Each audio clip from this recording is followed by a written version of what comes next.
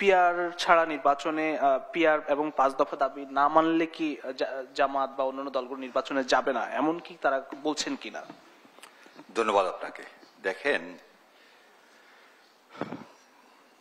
আমিরে জামাত এখন পর্যন্ত কোনো জায়গায় বলেননি যে আমরা যাব না এই দফা বাস্তবায়ন না হলে।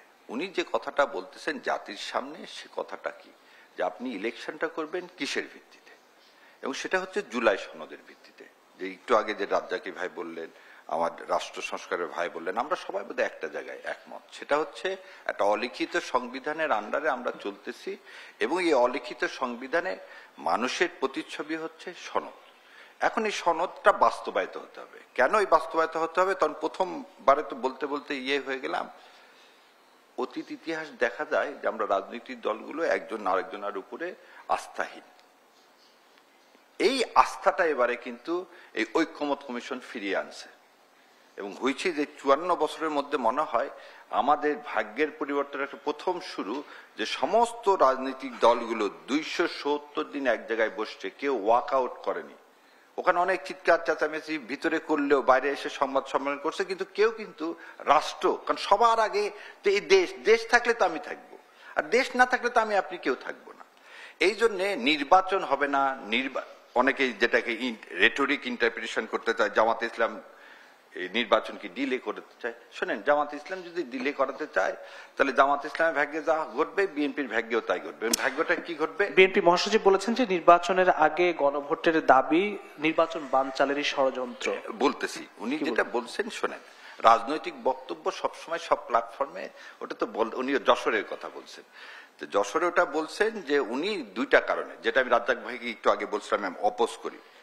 আমি প্রথম এই গণভোটটা জুন মাসে বলছিলাম, গণভোটটা ইলেকশনের দিন দেওয়া হোক। সেটার কারণে আমি 3টা কথা বলেছিলাম। একটা হচ্ছে পুলিশ এখনো রিকনস্টিটিউট হয়নি। আর্মিকে আপনি পোর্ট থেকে শুরু করে এয়ারপোর্ট থেকে শুরু করে সব জায়গায় এমপ্লয় করছেন। এই অবস্থাতে 2টা দিনে আপনি গণভোট করতে পারেন কিনা। দ্বিতীয় কথা, আমাদের অতীত ইতিহাস গণভোটে টার্ন আউট কিন্তু একটা সমস্যা। যদি দেখা গেল 30% লোক ভোট দিতে আসলেন, তাহলে কি আমরা ধরে নিব 70% লোক এই জুলাই সনদ চায় না? So turn out. তৃতীয় একটা জিনিস আপনি দেখেন, 16টা ব্যাংকে ন্যূনতম যে মার্জিন থাকার কথা, সে মার্জিনই নাই। এবং অনেক, আমরা বিশ্বাস করি এই স্বপ্নগুলিতেই তৈরি হবে স্বপ্নের বাংলাদেশ।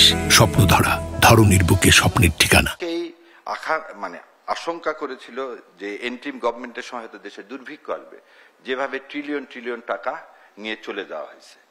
সেইখানে আমার মনে হয় যে রাজনৈতিক দলগুলোর কাছে যদি জুলাইয়ের অর্ডারটা খালি এখন পাস হয়ে যায়, ধরে নিলাম তর্কের খাতিরে অর্ডারটা, আপনি টার্ন আউটের কথা বলছেন, সেটা কি গণভোটের টার্ন আউট, যে নির্বাচন আগে গণভোট হলে টার্ন আউট কম হবে?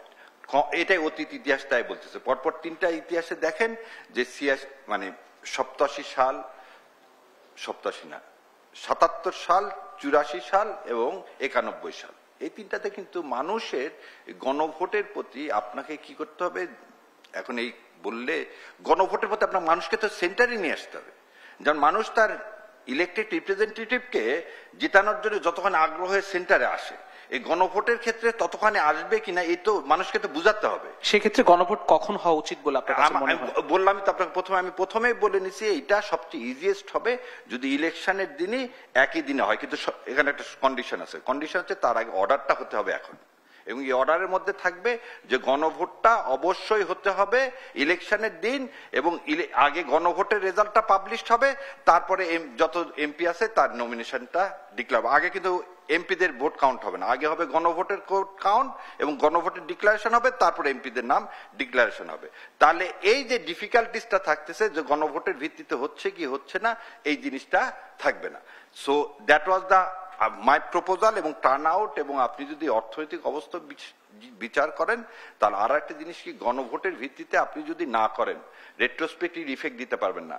5th অ্যামেন্ডমেন্ট এবং 7th অ্যামেন্ডমেন্টে আমাদের সুপ্রিম কোর্ট বলছে কোনো রেট্রোস্পেক্টিভ ইফেক্ট দিয়ে আপনি কোনো কাজকে হালাল করতে পারবেন না। তাহলে আজকে এই গভর্নমেন্ট যা করতেছে, এটা ভবিষ্যতে যে কনস্টিটিউশনে পাশ করে নিলেন, কনস্টিটিউশনে অ্যামেন্ডমেন্ট করে নিলেন, এটা হবে না, কারণ ওখানে 2টা রায় আছে। সেই জন্য আপনাকে গণভোট ছাড়া এই লেজিটিমেসি বলেন আর সামনের ইলেকশন বলেন, এই দুইটার কোনোটাই হবে না।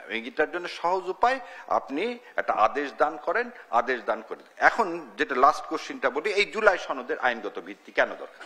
কারণ গণভোটটা ছাড়া, যেমন আমরা রাজনৈতিক দলগুলো বসছি, অনেক কথা ভাইও বলছে, এই 16 কোটি মানুষের প্রতিনিধিত্ব অনেকে আছেন যারা এই রাজনৈতিক দলগুলোর বাইরেও আছেন। সো ওই যে সমস্ত মানুষের, তাদের তো একটা কি রেফারেন্ডামটা কেন দরকার? রেফারেন্ডামটা হচ্ছে জনগণের যে সোভরেন উইল, সেই সোভরেন উইলটা যদি এক্সপ্রেস করতে চায়, যখন সংবিধানের গাঠনিক পরিবর্তন হয়, তখন তার এটা ম্যান্ডেটরি কুলসন থিওরি থেকে, এটা সে মানে অতীত থেকেই আসছে, যে রেফারেন্ডামের মাধ্যমে মানুষ তার সার্বভৌম ক্ষমতা কি করবে? ডেলিগেটেড করবে। কারণ রাষ্ট্রের সাথে জনগণের এই চুক্তিটা হচ্ছে সোশ্যাল কন্ট্রাক্ট থিওরি। এই সোশ্যাল কন্ট্রাক্ট থিওরির উপর ভিত্তি করে এই গণভোটটা হচ্ছে তার বেসিক্স।